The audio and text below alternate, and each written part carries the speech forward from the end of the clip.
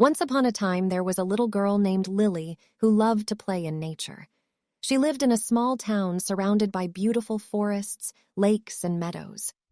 Every summer, she would put on her favorite sun hat and venture out into the wilderness, eager to explore the wonders of the natural world. One sunny morning, Lily set out on a new adventure, armed with a basket of snacks, a bottle of water, and her trusty magnifying glass. She wandered through fields of wildflowers, chasing after butterflies and ladybugs.